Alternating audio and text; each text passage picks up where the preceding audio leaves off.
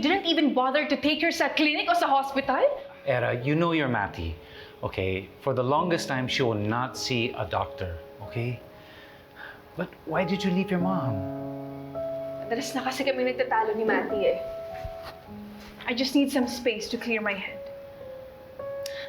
Your Matty only wants one thing, and that's for you to accept Lilith. Si Lilith na naman? Ha? Yung anak niya sa pagkakamali? Your Matty's made some mistakes before, but she's a good mother to you. And she just carries this guilt of leaving Lilith for the longest time, and she just wants to make things right. But Lilith pushed her away, and that broke her heart. She needs you now, Era.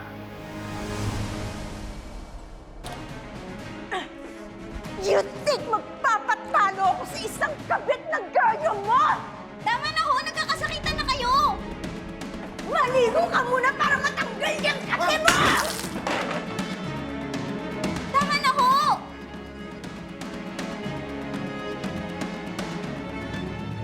I'll handle it. Okay lang po.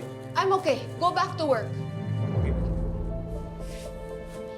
Kapal din naman talaga ng mukha mo, no? After everything you did to me, pumunta ka pa dito to make a mess. Di ka na nahiya. Oh, wow. Inakampihan mo na rin ba ngayon si Meredith? Na dati raw ay matindi mong kaaway? Best friends daw kayo noon. Well, bagay naman kayong mag-BFF. Isang kabet at isang ina ng kriminal. Bawiin mo ang sinabi mo! Miguel na ho kayo. Gagawin ko ang lahat, Meredith, para hindi mo maagaw sa akin si Ramir. Kahit ikamatay ko pa o makapatay pa ako. Now excuse me!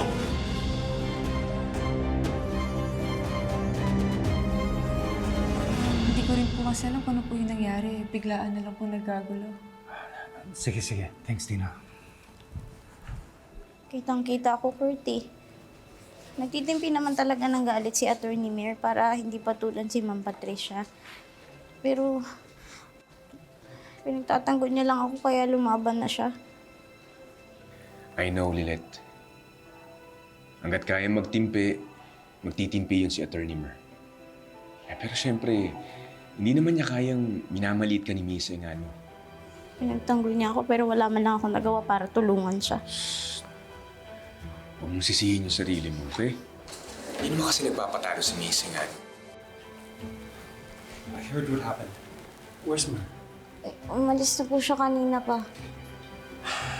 I missed it. And she had a fever too. Umisakit po si Attorney Mayor? She hasn't been sleeping well, and Era left her home alone. And she's really been thinking about you, Lilith. Tito Stanley, sinuho daw ni Mrs. Engano si Matty?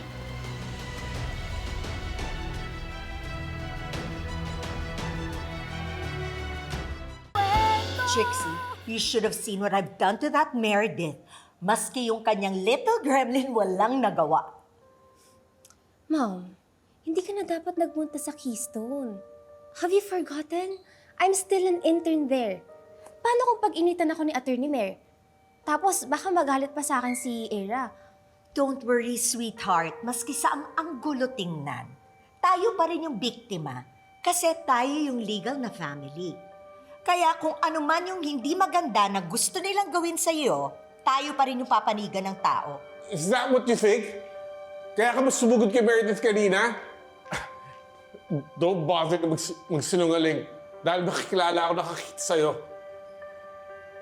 Kung ayaw mo palang ginawa ko yun, de sana hindi ka nalang nakipaglampungan kay Attorney Mayor in public. And don't deny it. Kitang-kita ko kayong dalawa sa akto. Ano pinagsasabi mo? Para bang reunion ng isang perfect family. Ano, pinagpaplanuhan nyo na ba yung future ninyo?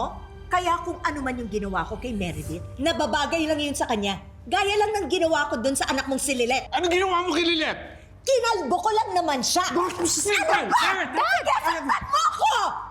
Dad! Kung ganito lang yung gagawin mo sa akin, just leave! Sana nga totoo lahat ng mga parata mo sa akin. Na si Meredith at si Lynette, sila na lang ang pamilya ko. At si Meredith, siya ang nanay ng mga anak ko. Nang sa ganun, hindi siguro gano'n kabisirable ang buhay ko! Kung sasaktan mo lang ako ng ganito, umalis ka na lang! Leave! Just leave! Get out! Stop it! Both of you!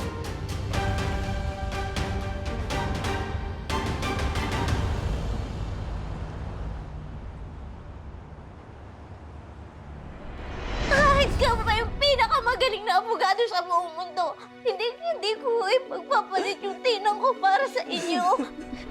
I have tolerated enough of your baseless accusations, Patricia! Di ako papayag na pati ang anak ko saktan mo! May sakit po si Atty. Mer? She hasn't been sleeping well, and Era left her home alone. And she's really been thinking about you, Lynette.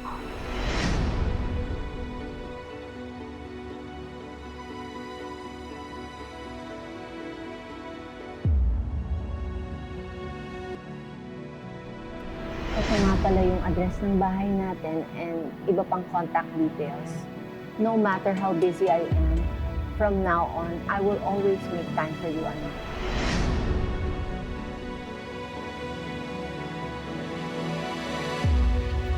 Ma'am, ayos lang po ba kayo, ma'am? Ma'am, sabihin niyo lang po kapag kami kailangan kayo, ha? Nag-text po kasi kanina si Evelyn, mag-grocery daw po. Okay, I'm okay. Thank you.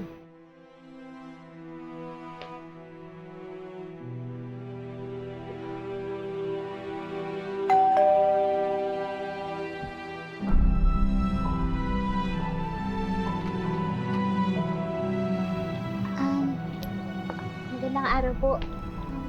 Nandiyan na po ba si Atty. Mer? Kayo po ba yung anak ni ma'am? Opo. Nakauwi na po ba siya? Opo.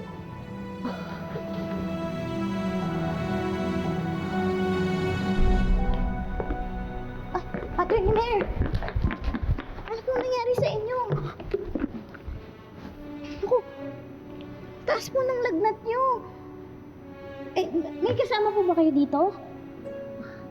Eh, kung wala po, sandali lang po tatawagin ko lang po si Manong. Magpapatulong po ako. Baka po kailangan kayong madala sa ospital. Huwag mo ko iwan. Tika, umupo po kayo. Baka mapano po kayo. Diba, ako si Lady Justice. Matapang ako. Kakayanin ko to. Lalo na nandito ka na sa tabi ko. Kasama ko na ang anak ko.